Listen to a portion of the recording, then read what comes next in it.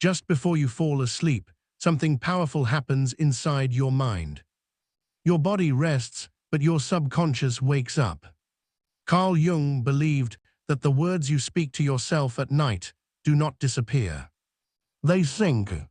They settle. They shape who you become. Most people speak to their phone before bed. Very few speak to their own mind. Tonight, I will share 3 simple lines you should speak before bed. And more importantly, why they stay in the mind, according to Carl Jung. If you understand this, sleep will no longer be passive. It will become psychological preparation. Why nighttime words matter. Carl Jung taught that the conscious mind, the ego, loses strength at night. Logic softens. Defenses fall. This is when the subconscious mind becomes receptive. Jung said, "Until you make the unconscious conscious, it will direct your life and you will call it fate." Before sleep, the unconscious listens without argument. It does not judge your words. It accepts them as truth seeds. That is why careless words spoken at night often return as anxiety, fear, repeating thoughts, emotional heaviness in the morning. But intentional words can return as calm, direction, inner stability. Now let us come to the 3 lines. Line 1, I accept this day as it was. This line is not about positivity. It is about integration. Carl Jung believed that what we resist mentally becomes trapped in the psyche. Unfinished emotions turn into inattention. When you say this line before bed, you are telling your subconscious, stop fighting today, archive it. You are not approving mistakes. You are ending in a conflict. Psychologically, this reduces rumination, the mind's habit of replaying events at night. This line teaches the unconscious that nothing is chasing you anymore. And a mind that feels safe rests deeply.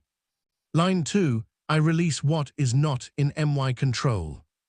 Jung believed anxiety is born when the ego tries to control life instead of understanding it.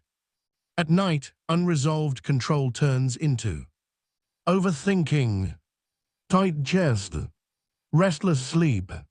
This line works because the subconscious does not understand logic. It understands permission. When you speak this line, you are giving permission to let go. Pause the inner struggle. Stop mentally solving life at midnight. Jung often spoke about surrender, not as weakness, but as wisdom. This line tells your psyche, you don't have to carry the world tonight. And when the mind releases control, it enters psychological silence. Line 3, I trust the process within me. This is the most important line. Carl Jung believed that every human carries an inner guiding intelligence. What he called the self, deeper than the ego. But trust is required for this inner process to work. When you speak this line, you are not trusting outcomes. You are trusting inner order. This reduces fear of the future because fear comes from, what if I don't know what to do?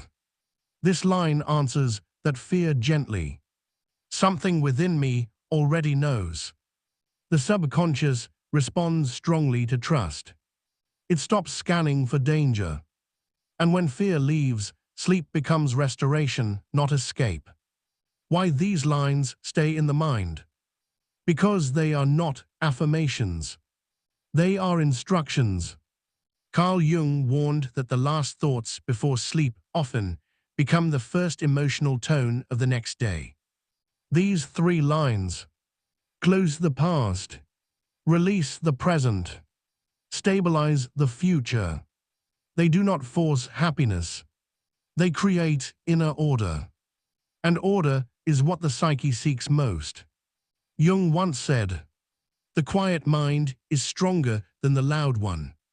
Before bed, you are not planting dreams. You are shaping identity. Speak carefully. Speak simply. Speak once. The mind remembers what is said in silence. If this reflection helped you, pause tonight and try these lines sincerely. Like this video to support calm psychology content. Subscribe for deeper Carl Jung reflections and guidance.